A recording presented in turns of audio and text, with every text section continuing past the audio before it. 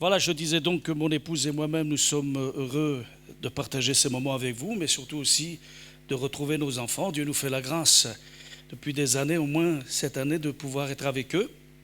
Vous savez que nous sommes en préparation de la retraite, donc on a appris qu'il fallait anticiper, on anticipe, on fait des démarches et on bénit le Seigneur en tous les cas des perspectives et des projets.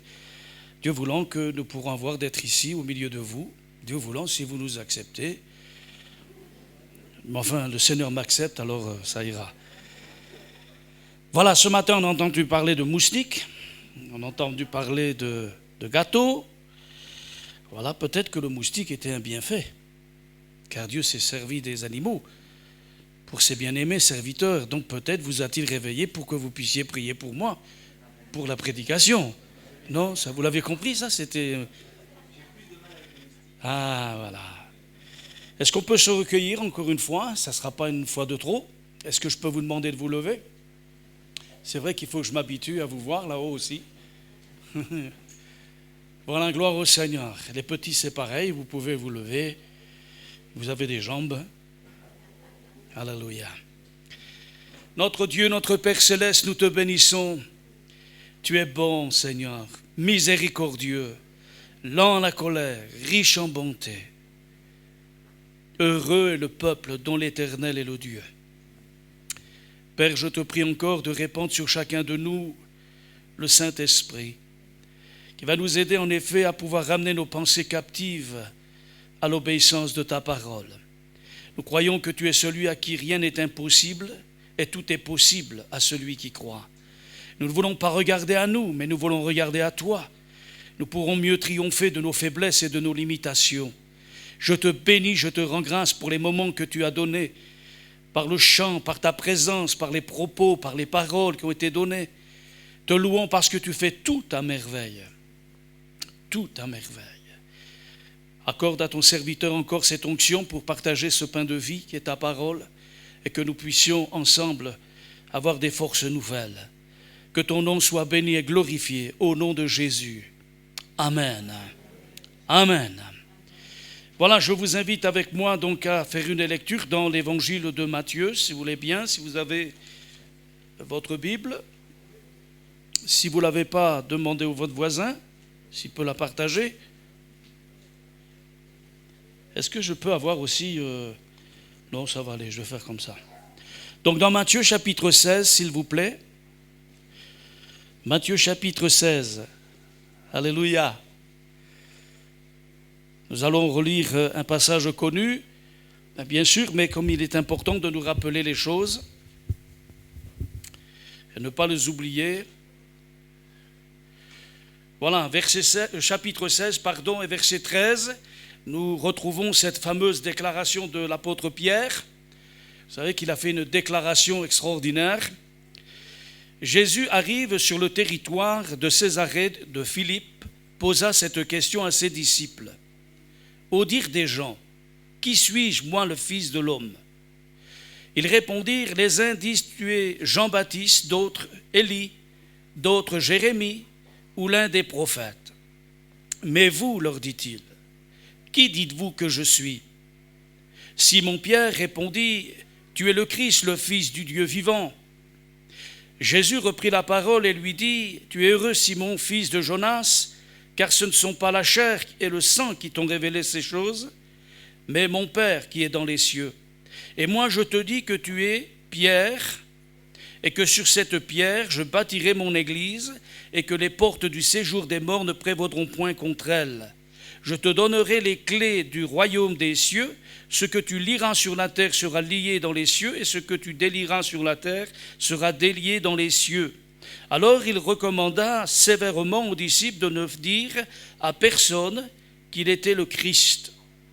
Jésus commença dès lors à montrer à ses disciples qu'il lui fallait aller à Jérusalem, souffrir beaucoup de la part des anciens, des principaux sacrificateurs et des scribes, être mis à mort et ressusciter le troisième jour. Pierre le prit à part et se mit à lui faire des reproches en disant « À Dieu ne plaise, Seigneur, cela ne t'arrivera pas. » Mais Jésus se retourna et dit à Pierre « Arrière de moi, Satan, tu es pour moi un scandale, car tes pensées ne sont pas celles de Dieu, mais celles des hommes.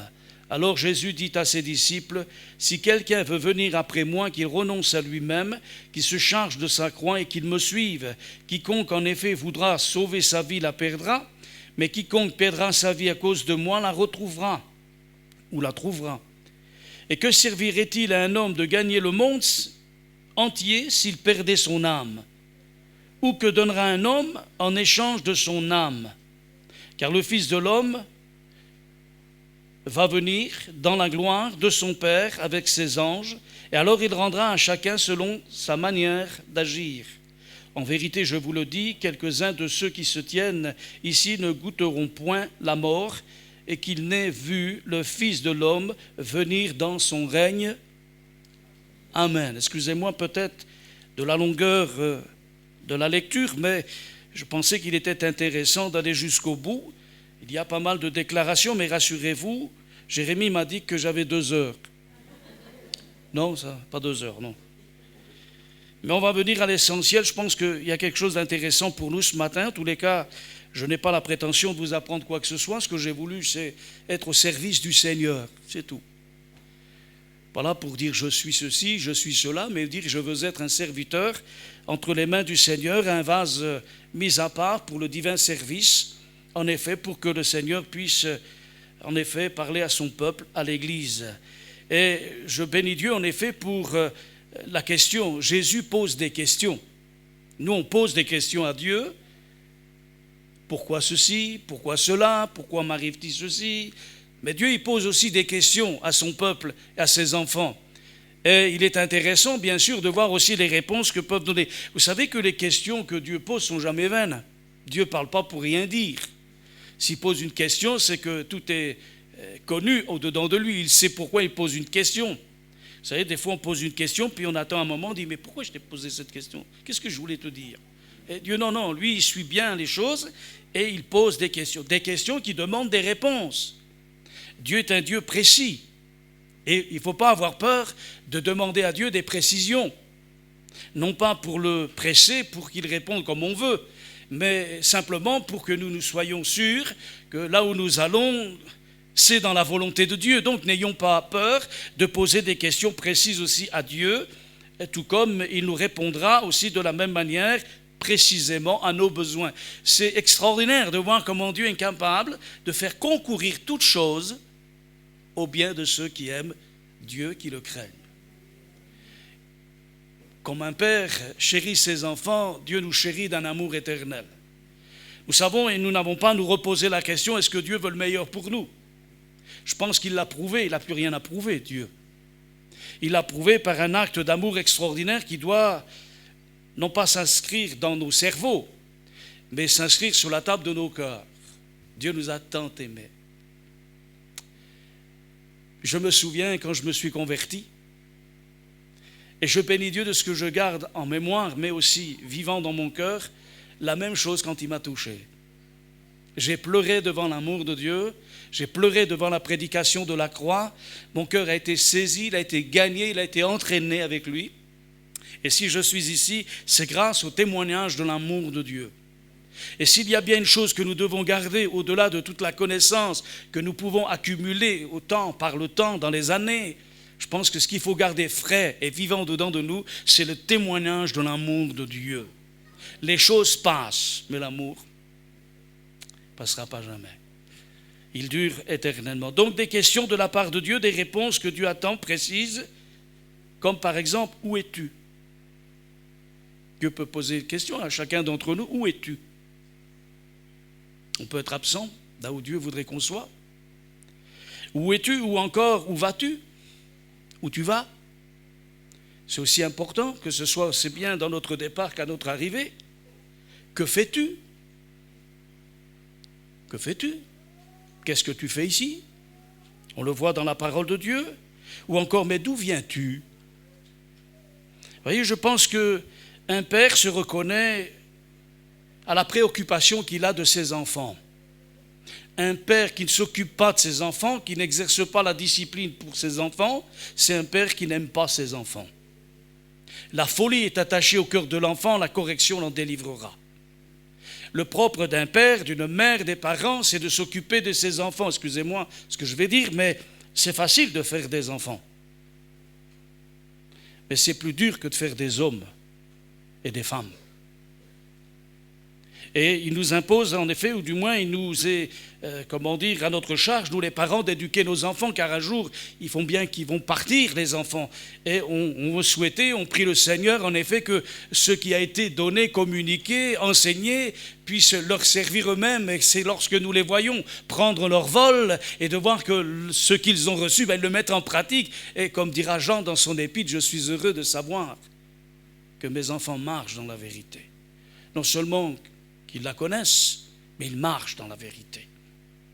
Alors des questions qui demandent des réponses précises de la part de chacun, non pas que Dieu ne sache pas ce qu'il y a au-dedans de nous. Vous savez très bien que Dieu nous connaît parfaitement bien.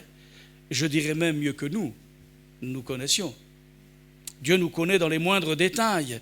Dieu te connaît, Dieu sait d'où tu viens. Avant même que tu sois né, Dieu te connaissait, que tu étais encore une masse informe dans le ventre de notre mère. Dieu nous connaissait déjà. Il connaît la longueur de notre vie. Il connaît tout, Dieu. Tout. Et peut-être que et ça arrive des fois que dans la bonté du Seigneur et dans la grâce de Dieu, puis aussi dans ce surnaturel divin, Dieu donne à son serviteur des paroles prophétiques, des paroles de révélation. Et que pendant la prédication, une parole sorte. Elle n'était pas inscrite, elle n'était pas prévue, mais le Saint-Esprit inspire. Et on délivre une parole, et cette parole correspond exactement à quelqu'un qui est dans l'auditoire, et le Seigneur touche le cœur. Tac. Et c'est avec ça que Dieu a touché. Le reste, il n'a pas compris, mais ça l'a marqué comme une tache d'huile sur un vêtement, sur un sol. Revenez 3 jours plus tard, c'est toujours la même tâche. Elle reste. Que Dieu soit glorifié. Donc, si ce n'est pas que Dieu ne sache pas, pourquoi Dieu pose des questions? Pourquoi Dieu nous interpelle les uns et les autres? Pour que nous sachions ce que nous sommes. Je pense que la volonté de Dieu aussi, c'est que nous apprenions qui nous sommes les uns et les autres. Et comme j'ai l'habitude de dire, si quelqu'un s'approche de Dieu, il risque sa vie. Parce que sa vie sera mise à jour devant le Seigneur. Le voile est ôté, en effet, Dieu connaît toutes choses et met tout en lumière. Et on sait, Pierre, de quelle manière le Seigneur l'a confondu alors qu'il disait, mais s'il me faut mourir, j'irai avec toi, Pierre.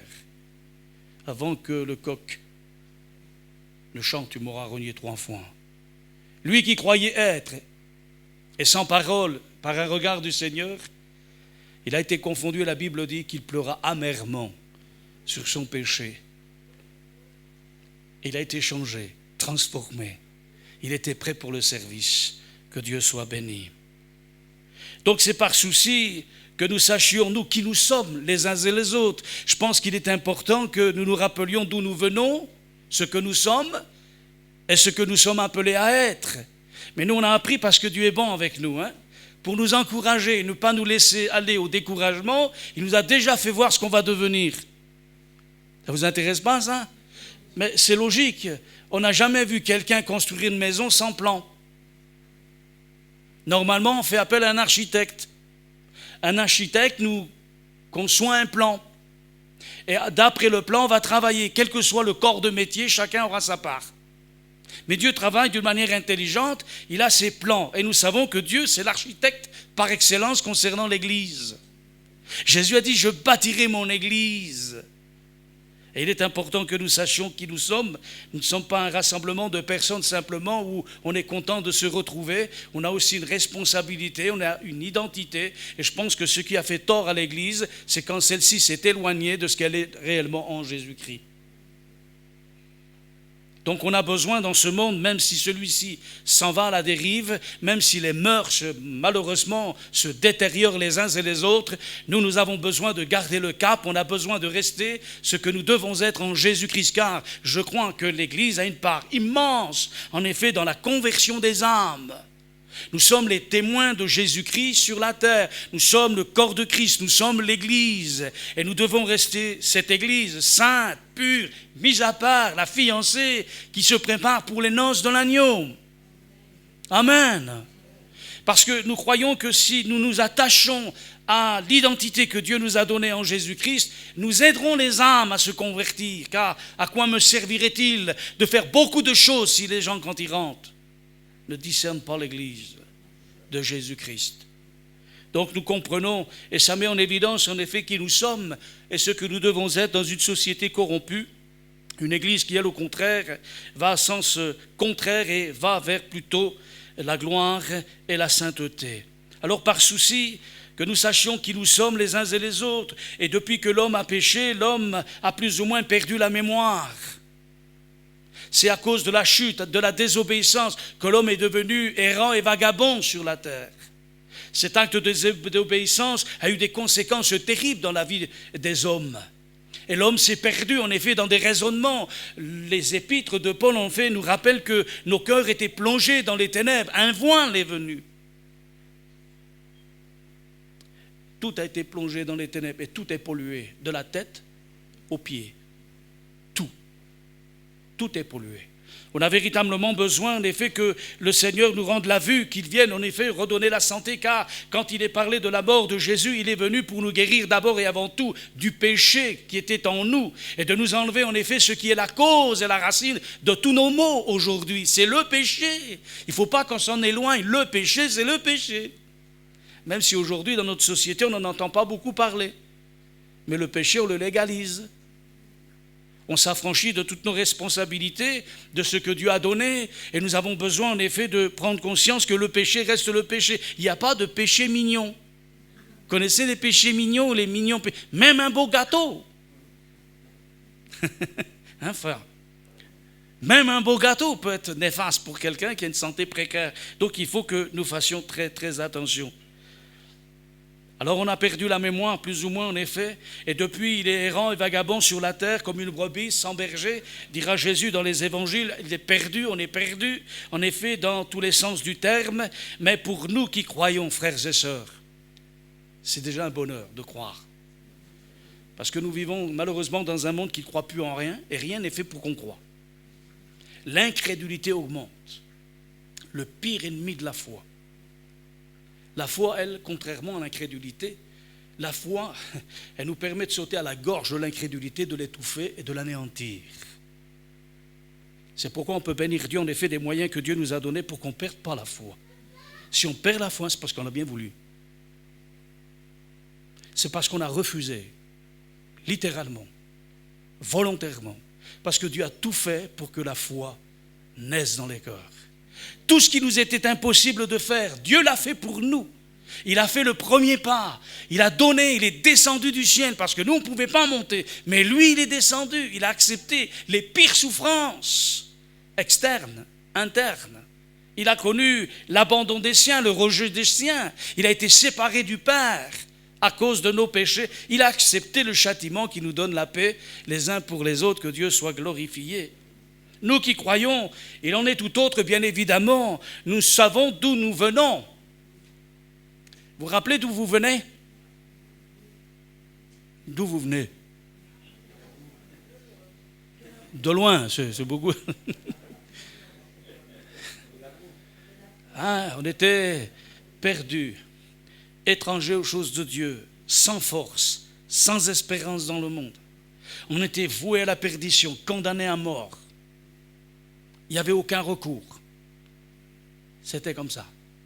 Nous étions perdus, errants et vagabonds, comme je le disais tout à l'heure. Mais quand la grâce de Dieu s'est plu à se révéler à nos cœurs, voici que notre destinée a changé. Amen. C'est quand même plus encourageant de voir qu'on ne va pas vers la mort, mais vers la vie. Qu'on ne va pas vers la déchéance, mais vers la gloire. D'ailleurs, il y a une différence entre la mort et la gloire. Vous savez, quand on est découragé, on est comme ça, hein? Mais quand on est heureux, qu'on va vers la gloire, on est content. Alléluia. Il faut que je me concentre pour vous parler à vous. Hein? Voyez, donc pour nous, c'est bien autre chose que Dieu soit glorifié. Ce que nous sommes, où nous allons, bien que Dieu dise, en effet, par la bouche du prophète, du moins de l'apôtre Paul, dans l'épître, ou pas Paul, dans l'épître aux Hébreux, qui dit « Nous sommes retournés vers le berger et le gardien de nos âmes ». Autrefois, on croyait qu'on avait des bergers. Oui, mais ce n'étaient pas des bons bergers. C'était des idoles, des hommes, des femmes, des vedettes, tout ce que vous voulez. Et ceux-là, c'était des mercenaires. Dans le problème, ils se frottaient les mains. Et nous, on se retrouvait tout seuls, sans aide, sans secours.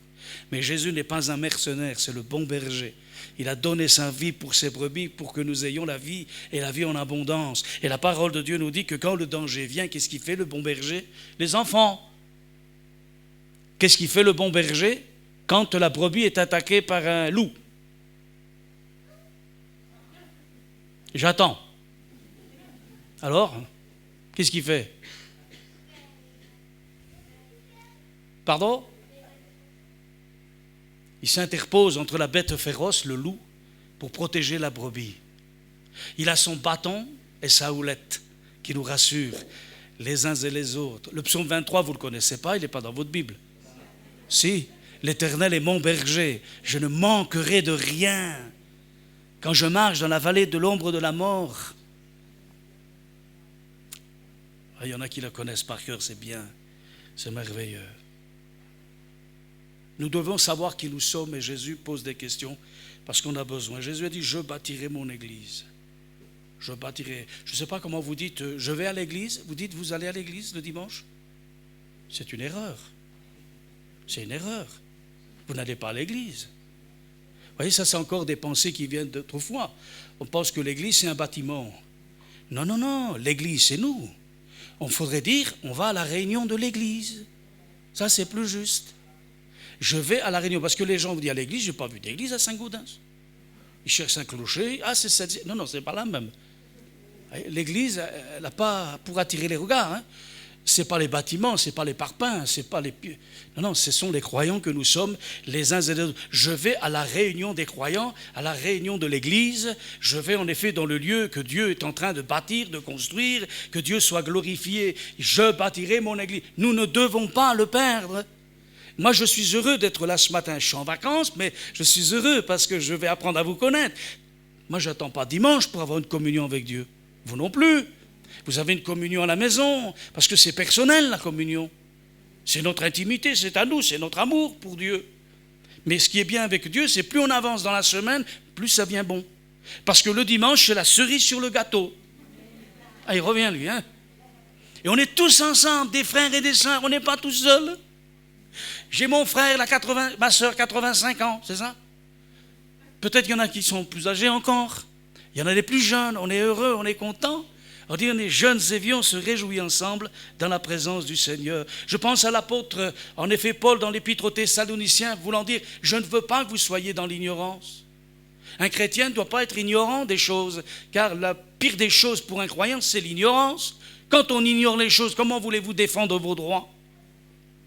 Même si nul n'est censé ignorer la loi, il faut que nous connaissions à qui nous appartenons, qui nous sommes, pour défendre en effet notre position devant les assauts de l'adversaire qui vient sans cesse, en effet, pour essayer de nous assaillir, de reconquérir notre cœur, notre vie. On a besoin de défendre et monter des forteresses pour empêcher en effet que dans notre temple, le cœur, en effet, l'ennemi arrive à venir et nous assaillir. Non, nous nous campons dans des positions que Dieu nous a données. Et quand il dit « nous ne voulons pas que vous soyez dans l'ignorance », il dit cela par rapport à ceux qui nous ont quittés pour la patrie céleste.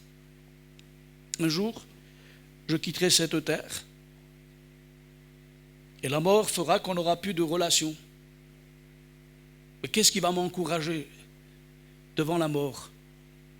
C'est de savoir que le bien-aimé qui m'a quitté, il est auprès du Seigneur. On a préparé notre départ, le salut de nos âmes. Prépare-toi à la rencontre de ton Dieu, dira Amos, chapitre 4, verset 12. Et c'est une source de consolation pour nous, ou encore quand il est dit dans les Corinthiens, ne savez-vous pas que votre corps est le temple du Saint-Esprit? Et la suite, c'est intéressant. Parce qu'on peut être heureux de dire, ah, je suis le temple du Saint-Esprit. Oui, oui, mais l'autre partie. C'est comme quand on dit dans Romains 8, 28, toute chose concourt au bien de ceux qui aiment Dieu. Ah, bah, c'est bien, c'est super. Et on garde que cette partie. Oui, mais il y a le reste. Dieu a des desseins. Comprenez, il fait concourir toute chose pour son dessein. Et là, il en est de même que votre corps est le temple du Saint-Esprit et que vous ne vous appartenez pas. Ouh là là, là, ça commence à être sérieux. Là, tu commences à empiéter mes plates-bandes. Oui, mais pourtant, si je suis à Jésus, si j'ai tout donné, ma vie à Jésus, j'ai tout donné. Ça veut dire que demain, si tu as donné, Dieu peut reprendre. Il faut l'accepter, ça. C'est pas facile, hein? Mais quand vous avez tout donné à Dieu, même si Dieu reprend, vous n'avez rien perdu. Vous gardez toujours ce que Dieu vous a donné, en tous les cas. Donc c'est très important que nous comprenions qui je suis, qui nous sommes, ce que l'Église elle est, que Jésus bâtit son Église. Bien que parti au ciel, Jésus a dit « Je bâtirai mon Église ». On pourrait se dire « Oui, mais il est parti maintenant. Comment il va bâtir l'Église? Il n'est plus là. » Ah oui, mais il continue à travailler, Jésus. Du haut des cieux, il dit, et il a dit à ses disciples, je m'en vais, et je vais vous préparer une maison, une place plutôt dans la maison de mon Père. Il l'a fait. La Bible nous dit dans les évangiles que tous ceux qui croient en Jésus-Christ ont l'assurance d'avoir une place dans la maison du Père. Il a rendu possible ces choses en effet pour que nous puissions avoir cette assurance. La Bible dit, celui qui croira, sera baptisé, sera sauvé. Et la Bible dit que Dieu nous a préparé un avenir, une espérance qui va au-delà du présent mais qui va dans l'éternité. Et la particularité de la foi, c'est de marcher en effet non pas par les yeux, mais spirituellement en effet. Et la foi porte ses regards au-delà de ce que nos yeux voient. Est-ce que nous voyons Jésus couronné d'honneur et de gloire? On l'a connu autrefois, hein? Pauvre, misérable, humilié, blessé, défiguré, comme quelqu'un de mauvais. Mais maintenant, nous le connaissons d'une autre manière. Nous avons la révélation de Dieu, de Jésus-Christ, par le Saint-Esprit et les Saintes Écritures. Et maintenant, nous le voyons couronné d'honneur et de gloire, assis sur son trône et il règne. Alléluia! C'est ce qui donne de la force à la foi. Elle perce les temps, elle arrive à anticiper, elle arrive à voir ce que nos yeux ne voient pas. Mais ça, c'est un avantage extraordinaire. Malheur à l'homme qui ne possède pas la foi. Mais béni soit l'homme et la femme qui a la foi. Et même les enfants. Vous voulez un bon truc? Une bonne assurance? Investissez en Jésus. Croyez en Jésus. Placez votre confiance en Jésus. Et vous allez voir que comment c'est bon de savoir qu'on peut donner à Jésus notre vie, que Jésus peut nous aider dans tous nos besoins. Ça, c'est extraordinaire. Je vais vous préparer une maison, une place plutôt dans la maison de mon Père. C'est fait. Le Seigneur l'a fait car il est dit, Jean 3,16, vous ne connaissez pas? Vous ne connaissez pas Jean 3,16? Ah, voilà, là, vas-y, dis-le, là, je sais.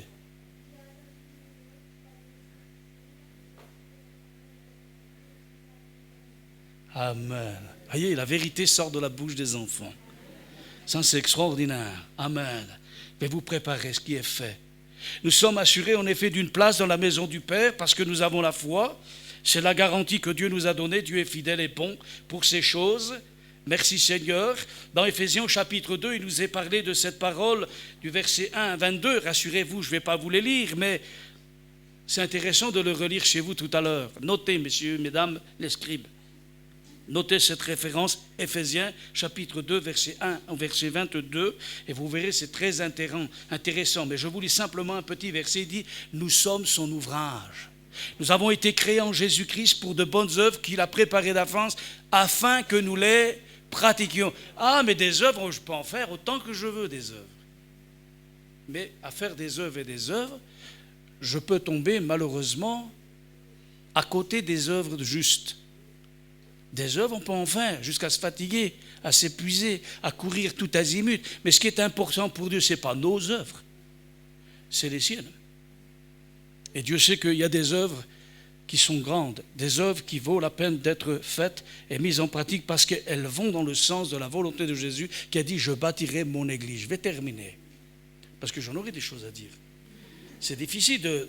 Là, on a fait une plongée en apnée, pas trop loin, vous voyez, pas trop profond, parce que le temps nous manque et puis on ne peut pas le faire, bien évidemment, d'une seule fois. Mais frères et sœurs, prenons les choses principales avant de faire autre chose. Avant d'aller ailleurs qu'à Jérusalem, faisons dans notre maison, faisons dans notre ville, faisons dans notre village ce qu'il faut faire avant d'aller plus loin. Si Dieu le veut nous envoyer plus loin, il le fera. Ne vous inquiétez pas. Mais soyons fidèles dans les petites choses. Et qu'est-ce que nous demande? Je vais voir, je vous fais une interrogation orale, en direct. Quelles sont les œuvres, par exemple, qu'il a préparées d'avance pour que nous les pratiquions. Je ne vais pas vous demander de lever la main pour pas qu'il y ait un exemple. D'être déjà là ce matin. Notre frère a lu un passage que nous lisons dans le monde entier quand on fait la Sainte Seine. Faites ceci en mémoire de moi, toutes les fois vous rassemblez. Faites ceci en mémoire de moi. C'est un commandement du Seigneur. Et c'est la volonté de Dieu. Qu'est-ce qu'il y a encore? Tout en gardant cette pensée, je bâtirai mon église. Déjà, avant de s'aimer les uns et les autres, soyons ensemble. Et là, on va apprendre à s'aimer.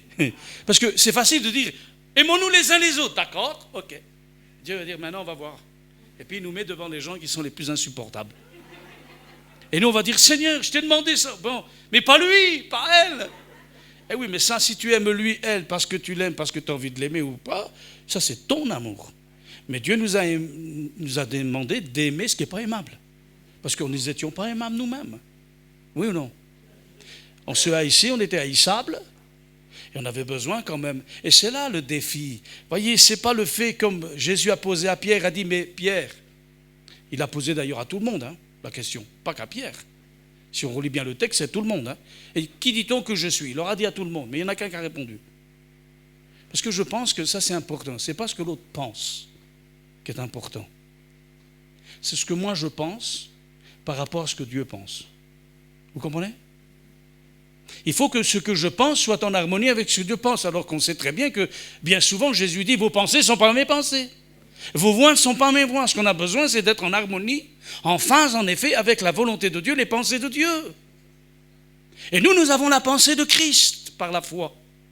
Donc nous sommes mis en harmonie avec la volonté de Dieu, parce que Christ a accompli toute la volonté du Seigneur, et l'Esprit qui nous a envoyé, c'est l'Esprit de la vérité, pour nous conduire dans toute la vérité. Et ce que Dieu veut, c'est créer l'unité de la foi au sein d'une multitude de personnes, mais qui ont le même esprit. Et qui va les amener à être ensemble parce qu'il est à l'origine, en effet, de l'unité. Parce que si, franchement, l'unité dépendait de nous, il y aurait plus de divisions que d'unité. C'est pourquoi l'apôtre dira ceci, faites tous vos efforts pour conserver l'unité de l'esprit. Comment? Par le lien de la paix. Mais qu'est-ce qui peut produire la paix dans nos cœurs? C'est l'amour de Dieu, qui couvre une multitude de péchés. Vous voyez, ça c'est l'œuvre du Seigneur qui se fait dans nos cœurs. Nous sommes son ouvrage, on a été créés en Jésus-Christ pour des bonnes œuvres qu'il a préparées d'avance. On aurait pu rajouter la communion fraternelle. Votre pasteur Jérémie a dit qu'il y avait des aînés, des personnes qui sont privées. Mais aujourd'hui, avec la technologie, c'est vrai qu'on a des moyens, on a moins le téléphone. Des fois, on passe au téléphone des heures pour des jeux, pour des trucs, pour d'autres choses. Mais on ne pourrait pas passer un petit quart d'heure au téléphone avec son frère. Non, qu'est-ce que vous en pensez? Il se sentirait moins seul, on a le moyen. Ça vous coûte quoi? Une communication? Je ne sais pas. Mais on peut le faire. On peut prier les uns pour les autres. Vous le faites, je le sais bien. Non pas des œuvres qui viennent de nous, mais celles qu'il a préparées d'avant. J'aurais encore une petite chose à faire, je ne sais pas quelle heure il est. Ah, j'ai l'heure là. C'est bien, j'avais souci parce que je n'avais pas de montre. Jusqu'à quelle heure? Bon, si vous me dites 2 heures, déjà ça me rassure, vous voyez. Vous ne pensez pas au repas. Non, mais je voudrais finir vraiment parce qu'après, j'ai plus rien. Ça ne veut pas dire que j'ai plus rien. On veut se rappeler cette parole, bien sûr, de la parole de Dieu qui dit « Maudit soit l'homme qui fait avec négligence l'œuvre du Seigneur.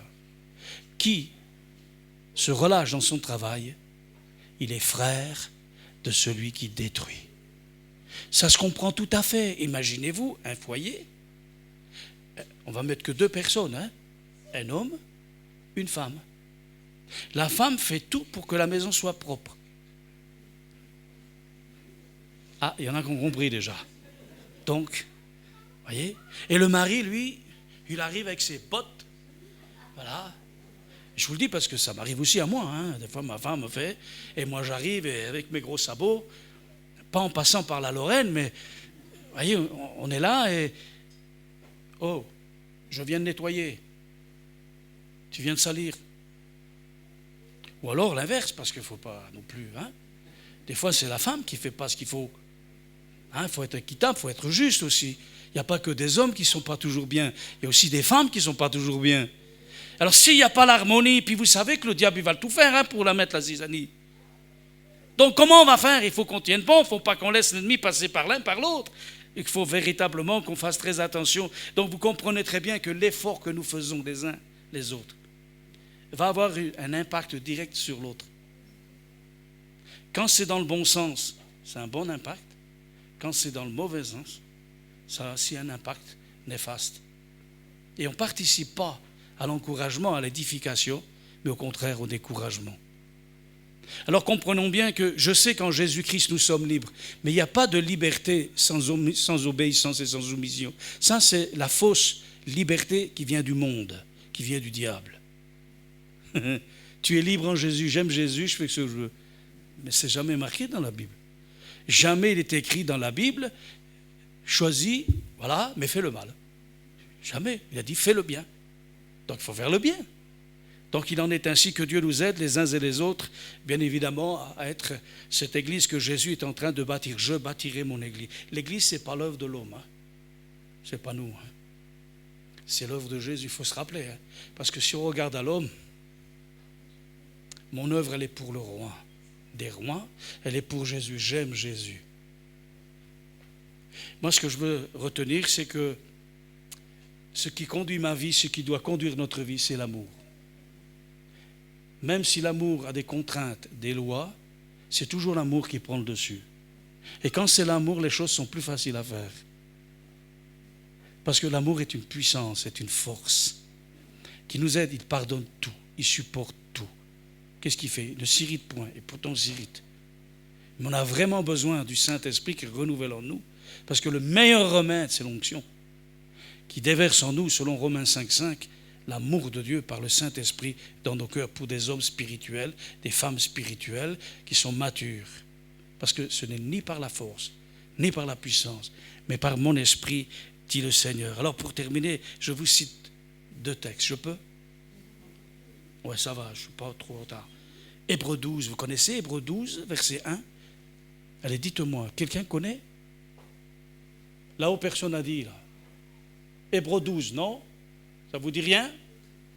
C'est dans la Bible, hein? Entre la Genèse et l'Apocalypse. il dit ceci: courons avec persévérance dans la carrière qui nous est ouverte, les yeux fixés sur Jésus, le chef et le consommateur de la foi. Amen. Et il a besoin, Jésus, de la foi, parce que sans la foi, Hébreux 11, 6, or sans la foi, il est impossible, parce qu'il faut que la foi pour s'approcher de Dieu. Et Dieu a besoin de la foi dans les cœurs. Si tu crois, oui, tu permets à Dieu de faire, et nous pouvons faire par la grâce du Seigneur. Alors, Hébreux 12, verset 1, c'est cela, courons avec persévérance, les regards sur le Seigneur Jésus, le chef, le consommateur de la foi. Notre œuvre est pour le roi des rois. Hébreux 12, 28, je termine, il dit, c'est pourquoi, puisque nous recevons un royaume inébranlable, ayons de la reconnaissance en rendant à Dieu un culte qui lui soit agréable, avec piété et avec crainte, car notre Dieu est aussi un feu dévorant. Chacun rendra compte pour soi-même. Et nous voulons faire notre œuvre. Et l'œuvre que l'on fait, notre vie spirituelle, elle repose sur l'amour de Christ dans nos vies. J'aime ma femme. Tu le sais? Je sais, tu m'aimes. Je sais, tu m'aimes. Tu me supportes. Je te supporte. Mais je vous dis franchement, elle le sait. S'il y a un amour que je dois garder le plus, c'est celui avec Jésus. T'es jalouse? C'est pas grave. Moi, ça me plaît. Mais c'est très important, parce que sans Jésus, je ne pourrais pas aimer ma femme comme il faudrait l'aimer. Et il en serait de même. Jésus, c'est l'élément principal qui doit se retrouver chez tout le monde. On a tous de l'ADN de Christ en nous. Alors, mon dernier texte, c'est pourquoi, puisque nous recevons un royaume inébranlable, ayons de la reconnaissance et rendant à Dieu un culte qui lui soit agréable avec piété, avec crainte, car notre Dieu est aussi un feu dévorant. Un culte raisonnable, ce n'est pas le dimanche matin, franchement. Depuis la nuit des temps et les traditions, la religion, tel jour, ceci, ça. Mais non, c'est tous les jours. Notre culte, c'est tous les jours. On bénit le Seigneur. Notre Père Céleste, nous te bénissons et nous te rendons grâce. Merci en effet pour le témoignage que tu nous as rendu en ton temps. On ne t'a rien demandé. Tu n'étais obligé de rien. Mais parce que c'est l'amour qui t'a pressé. Tu es venu jusqu'à nous dans une chair semblable à la nôtre, corps de péché, mais jamais le péché n'est entré en toi. Tu as résisté, tu as combattu le bon combat. Tu as achevé ta course aussi à la croix du calvaire comme il t'a été donné. Tu es mort, mais tu es ressuscité. Et tu continues ton service d'intercesseur auprès du Père en notre faveur. Seigneur, merci encore de ce que nous sommes. Nous sommes ton troupeau. Nous sommes tes brebis. Nous sommes à toi. Nous sommes ces pierres vivantes que tu as établies dans ta maison, ton Église. Puissions-nous rester à notre place, garder notre place, afin que, Seigneur, nous ne fassions pas défaut et que, Seigneur, tu puisses travailler dans les meilleures conditions au milieu de nous et que des âmes soient sauvées à ta cause pour cette destinée que tu nous prépares les uns les autres, ta gloire. Un jour, nos yeux te verront. Que ton nom soit béni. Aujourd'hui, on se quitte. Chacun va retourner chez soi, vaquer à ses occupations, à ses distractions. Mais bientôt, Seigneur, un jour on va être avec toi, pour toujours. Et on ne se quittera jamais avec toi, et jamais aller avec les uns et les autres. Nous partageons l'éternité ensemble. Dans le beau nom de Jésus, nous te disons merci. Amen. Amen.